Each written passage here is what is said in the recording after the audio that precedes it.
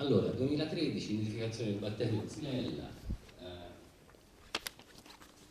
da subito circondato da un alone di sospetto proprio per quello che diceva il mio intervento precedente, perché nel 2010 si era tenuto a Valenzano un workshop per l'identificazione della Xylella in laboratorio, a cui avevano partecipato vari esponenti di paesi dell'area mediterranea, e che è parso strano a qualcuno perché di Xylella ancora in Italia non se ne era mai parlato, per cui è venuto il dubbio che fosse quasi un prepararsi a qualcosa che si sapeva sarebbe arrivato dopo, anche se poi studiosi, soprattutto americani, avevano identificato nel bacino, soprattutto nel Salento e nell'area di Gallipoli, come un punto preferenziale per un ipotetico ingresso. Insomma, le coincidenze, come sempre, danno luogo a sospetti, ovviamente. E questo è uno dei motivi per cui poi c'è stata un'indagine da parte della magistratura qui a Lecce. Che dire, la definizione di area infetta per la provincia di Lecce è del 2016, già dal 2015 sapete tutti che era stato dichiarato lo stato di emergenza fitosanitaria, per cui era stato nominato il commissario straordinario, il generale Silletti, che poi ha dovuto lasciare l'incarico dopo un po' di tempo, diciamo. Cosa stavo dicendo? Mi sono dimenticato.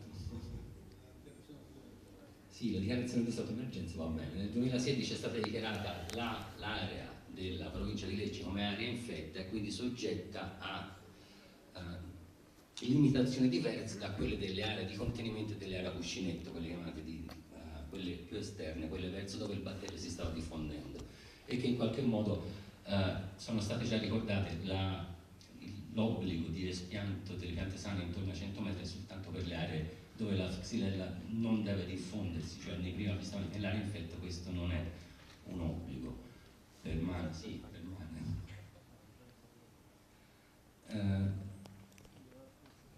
Che dire, mi piacerebbe, ma io vedo facce che ho già visto, molti di voi li ho già visti altre volte, per cui alla fine va a finire che dico sempre le stesse cose, voi mi sentite dire le stesse cose.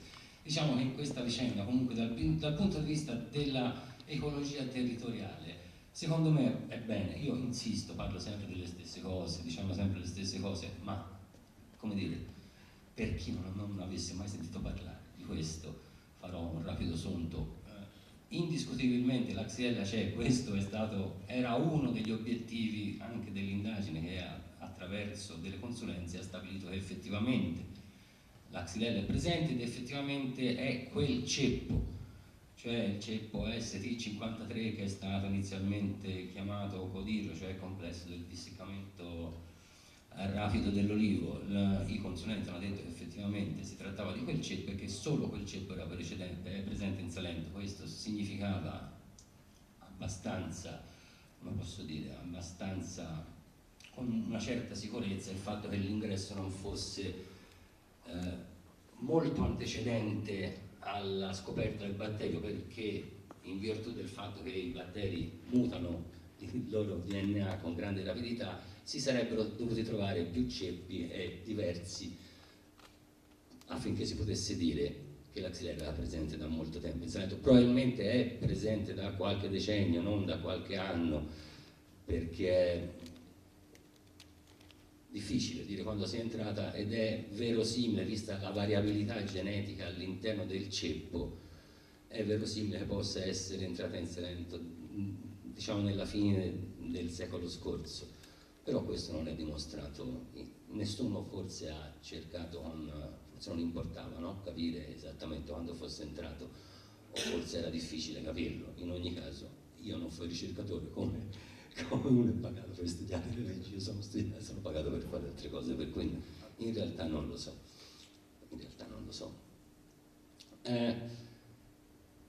Attorno a questa vicenda c'è stata da subito molta confusione, sia per gli atteggiamenti e anche sia per atteggiamenti, come dire, di convincimenti personali, e anche perché c'è stata sempre confusione anche dal punto di vista lessicale di chi si è approcciato a questo. Io, per dire, la identificazione del ceppo, voi sapete, ma lo sapete tutti, comunque la Xylella fastidiosa ha 4 sottospecie, quella presente in Salento è stata identificata come appartenente alla sottospecie Pauca. L'identificazione del ceppo ha portato alla definizione di questo ceppo, che inizialmente è stato chiamato Codiro e poi è strain ST53. Ora, la definizione del ceppo significa scendere al livello di maggior dettaglio possibile. Chiamare un ceppo, vi faccio un esempio, per la fastidiosa e anche per la pauca comunque, per i ceppi isolati negli Stati Uniti, per la malattia della Pierce, che è quella che interessa poi la maggior parte del mondo, i ceppi sono strain numerati, 1, 2, 3, 4, 5, 23, 28, questo significa la localizzazione, è una pianta che ha quel ceppo, cioè si scende a dei livelli di dettaglio estremi. Il fatto di aver chiamato il ceppo con un nome collettivo, cioè come complesso del disseccamento rapido dell'olivo, certamente non ha aiutato a fare chiarezza, certamente le voci hanno potuto, come dire, moltiplicarsi in maniera comprensibile anche, no? Se non si spiegano bene le cose, no? È ovvio che i dubbi possano venire a tutti, per cui credo che anche dal punto di vista lessicale non tutto sia stato comunicato nella maniera più corretta possibile.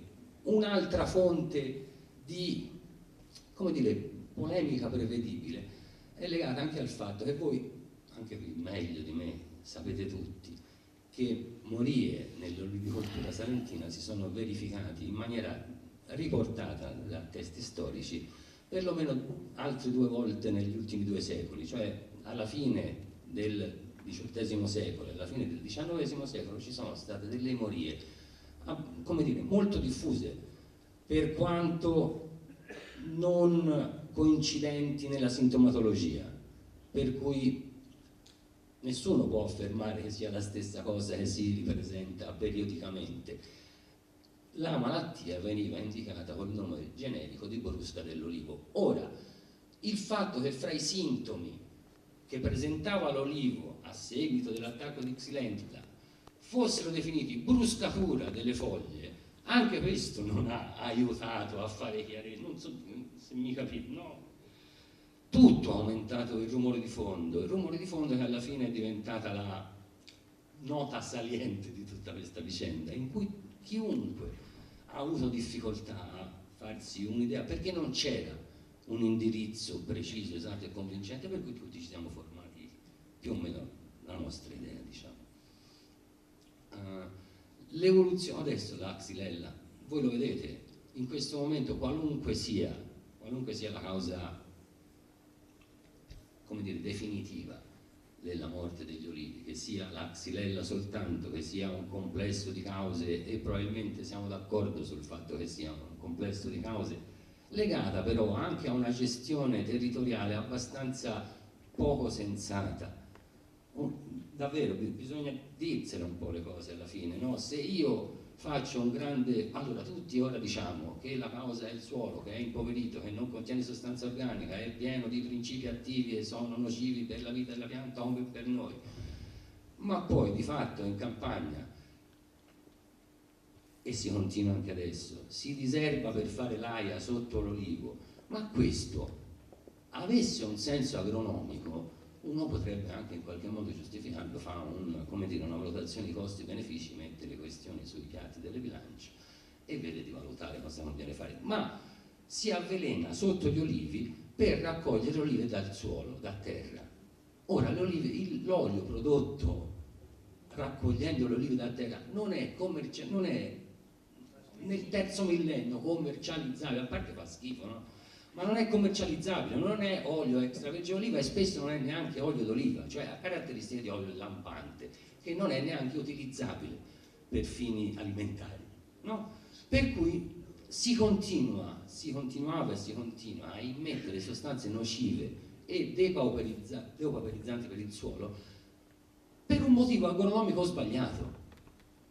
Prima o poi questa insensatezza dovrà finire, qualcuno dovrà, come dire, trovare un sistema per eliminare questo tipo di problemi. Per esempio, che ne so, faccio faccio affidamento al PSR assennato, che dicesse se io vengo a controllare nel campo tuo e trovo le aree diserbate, io non ti faccio accedere al regime di contribuzione, no? Se è questo che si vuole, ma no, se cose ragionevoli. No, lo prevedeva, ma non prevedeva l'esclusione dei contributi, non lo prevedeva. Per cui, è chiaro. No, ma la conosco.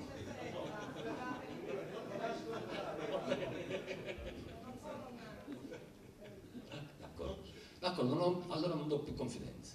Va bene.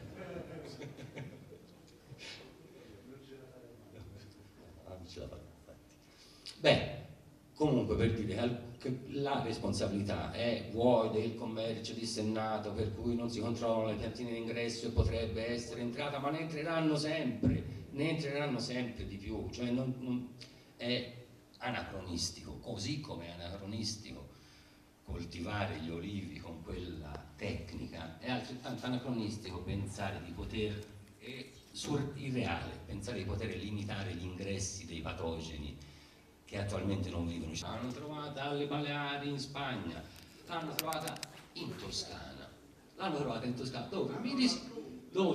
aspetta, si è detto di no, in Toscana, che però è multiplex e va bene, è un'altra cosa, però sempre Xylella è. Anche le altre non sono pauca, c'è un'altra pauca, se non sbaglio è quella forse della Costa Azzurra, perché la Corsica è multiplex, Azzonia è fastidiosa, Baleari forse è fastidiosa lo stesso, e la fastidiosa è quella che fa più paura, no? Perché quella è poi causa la malattia la Pierce disease, la malattia della vite, quella di cui hanno paura realmente tutti. Per quanto a me capita di confrontarmi anche con chi studia la Xylella in Toscana, ovviamente, non solo perché è materia di lavoro, ma perché io vengo da Firenze, per cui li conosco, si è capito. Una delle paure serie dal punto di vista scientifico, e qui credo che sia più seria di quello che si è detto fino ad ora, è la possibilità di combinazione fra ceppi differenti, cioè del possibile contatto fra ceppi differenti che possano dare luogo a mutazioni che noi non sappiamo quali tipi di piante potrebbero infettare. Anche se, ripeto, l'olivo mi sembra già abbastanza, per quanto il Salento presentasse delle caratteristiche di vulnerabilità tali da un punto di vista della gestione ambientale generica, che non è facile ritrovarli in molte altre parti. Mi spiego, l'olivo è vero che è tradizionale, è sempre stato coltivato e fa parte della storia e della tradizione salentina, è altrettanto vero che la scelta di contribuire a superficie, mi capite, no? Contribuire a superficie vuol dire il PSR paga per la superficie occupata dagli olivi. Tu hai mezzo ettaro d'olivo, ti pago per mezzo ettaro. Il tabacco non c'era più, i terreni liberi ce n'erano. Diciamo che qualcuno ha piantato l'olivo anche senza tutta questa volontà di coltivarlo, nel senso che ci si accontentava poi dei contributi che erano veicolati per il fatto di aver piantato l'olivo. Questo ha significato, come dire, curarli meno, perché non era il motivo la coltivazione, erano messi per avere i contributi. Questo ha portato a una situazione. Gli olivi non sono piante selvatiche o naturali, sono piante di uso agronomico, cioè si piantano e si coltivano.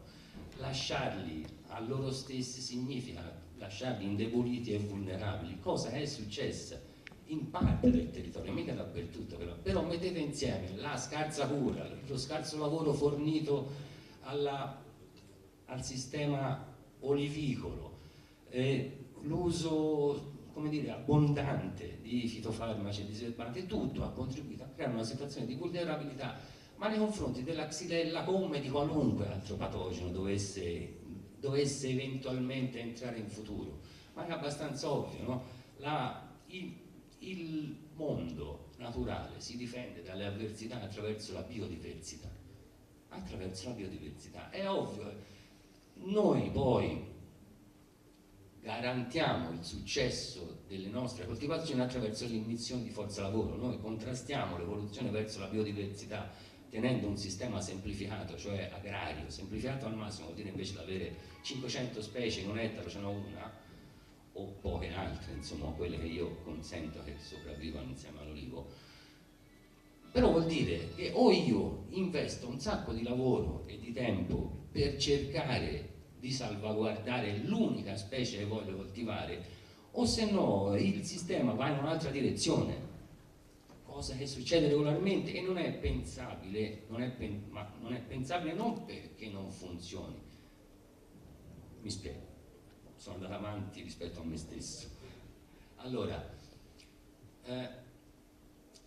il lavoro negli ultimi decenni è stato sostituito dall'uso della chimica, no? Se io non faccio l'aratura ma faccio il diserbo, se non faccio la potatura, sì, quella la faccio a volte, però se non faccio la cura dei funghi ma uso i fitofarmaci tutti i tempi, io lo posso fare, funziona, però con un prezzo, con un costo ambientale carissimo e forse non vale la candela, no? Probabilmente non vale la candela.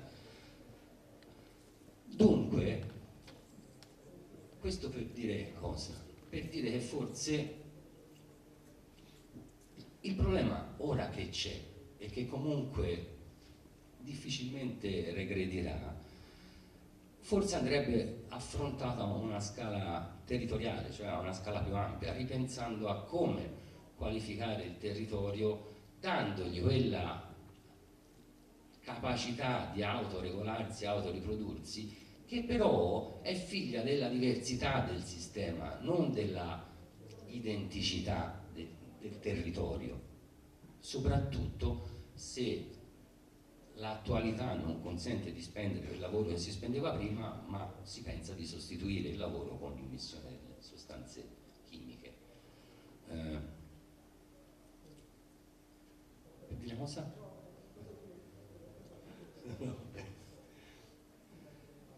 Ora, queste sono le cose sempre dette. Ora quello che sta succedendo, diciamo che veniamo all'attualità, quello che succede mi sembra che si sposti tutto sul piano economico e normativo più che altro, perché la ricerca mi pare ferma dove era prima, cioè non ci sono rimedi, no? I cultivar sono stati definiti come tolleranti un paio, anche se io personalmente e senza nessuna, come dire, capacità scientifica per dirlo, ma mi pare da osservatore di capire che non ci siano solo quei due ultimi, mi pare che ce ne possano essere anche altri, come è normale, ce ne sono decine di migliaia di coltivatori. Ci sono degli esempi di appezzamenti coltivati a varietà differenti che non sono stati attaccati alla malattia, ma per mancanza di tempo, che non sono stati approfonditi. Io credo perché la società ha bisogno di risposte in tempi non compatibili con quelli probabilmente dello studio di quello che andrebbe studiato in profondità. Per cui si è detto che va bene, c'è la favolosa e c'è il leccino che sono tolleranti, non resistenti. Tolleranti vuol dire che sono anch'essi attaccati dalla malattia, ma che riescono a sopravvivere alla malattia.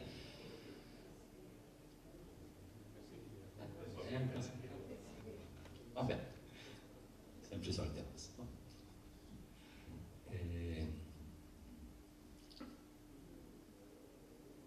Mentre dall'altra parte, per cui la ricerca mi sembra abbastanza ferma da questo punto di vista, ci sono alcuni caposaldi che sono stati evidenziati con delle complicazioni relative poi alle spiante, alle rimpianti, perché poi all'atere di questa evoluzione ci sono un paio di problemi non simpaticissimi che stanno venendo fuori dal punto di vista normale. Uno è l'impatto paesaggistico, quindi sapete che ci sono un sacco di pratiche ferme, di persone che vorrebbero espiantare ma che non possono perché ancora non si sa quale sia l'orientamento del Ministero e se si possa dire che un impianto non è chiarissimo, se per esempio mentre la favolosa, che voi sapete, ha un tipo di coltura differente da quella dell'olivo tradizionale, il leccino lo ricorda, quello delle celline e delle oliarole che ci sono adesso, no? Perché più o meno il sesto di impianto è quello, invece la favolosa va è quella iperintensiva, è quella messa a filari che poi si raccoglie in maniera meccanizzata. Allora, il fatto di avere un oliveto coltivato in questo modo piuttosto che in quello tradizionale configura modificazione del paesaggio? Sì, no, forse, bisogna vedere. Dico poi, un'altra evoluzione che è recente è quella per esempio sulla possibilità di trasporto della legna. Vi ricordate che, e se non ve lo ricordate ve lo dico io, le prime misure dicevano che la frasca, la parte, i residui di potatura andavano o bruciati in loco secondo la norma, e cioè 3 metri steri eccetera, oppure se no andava triturata e interrata. E si diceva che la legna poteva circolarmente liberare in quanto non diffusore di malattia, perché i vasi, la parte lignificata non poteva essere morsa, per cui non c'era possibilità di trasmissione della malattia anche se una sputacchina andava lì. Ora stanno cambiando le cose, nel senso che c'è l'ultima determina del servizio fitosanitario regionale che dice che al pari della ramaglia anche la legna va trattata, va trattata fitosanitariamente, lasciata a 15 giorni a seccare per terra, dopodiché va trasportata in furgoni chiusi sui circa 5 lati, 5 sesti, e in più deve essere ricoperta da una rete antiafidi. A parte non capisco perché antiafidi se la sputacchina è parecchio più grossa di un'afide, per cui o c'è qualcosa che non si sa o se no continuo a non capire, ma non importa. Ma soprattutto questo, per quanto si possa ipotizzare come sensato nel trasporto della legna da zona infetta a fuori zona infetta, perché si dice io posso portare la sputacchina, probabilmente non potrebbe, però bisogna stare attenti, bisogna essere sicuri, perché non bisogna evitare in tutti i modi di diffondere ulteriormente la malattia, e questa è una cosa, come dire, ragionevole. Quello che è meno comprensibile è perché la stessa cosa debba essere, questo si fa anche nei confronti del cippato ovviamente, no? Perché molto dell'utilizzo del legname che adesso sta venendo fuori dalle potature, dal taglio di olive, ti va a finire in cippato. Non essendoci centrali grosse a biomassa in Salento, perché ce n'è solo una a Calimera, va tutto fuori, no? Per cui il problema si pone violentemente, ma soprattutto tutto questo fino al, vabbè, non importa, ci sono delle date, fino al 1° marzo. Dal 1° marzo anche all'interno della zona infetta la legna veicolata deve sottostare a questo tipo di vincolo. Ora, non si capisce tanto bene perché, visto che una sputacchina trasportata da Gallipoli a Taviano, o da Taviano a Presicce, o da Presicce, sempre sputacchina c'è, insomma, la sputacchina c'è dappertutto, ma a parte la sputacchina poi c'è dappertutto, in tutta Italia, non è che c'è da trasportarla. Comunque, anche se fosse infetta, io immagino che se la legna d'olivo ha l'utilizzo per uso fuocatico, cioè è legname da ardere, io non so se sia stato fatto il ragionamento di cosa fa peggio, se bruciare una sputacchina, e credo sia una cosa abbastanza comune, o mangiare, se vado in pizzeria a vedere una pizza fatta con la legna trattata. Io non capisco, davvero, ma non devo capire io poi devo far rispettare le norme e quello sarà.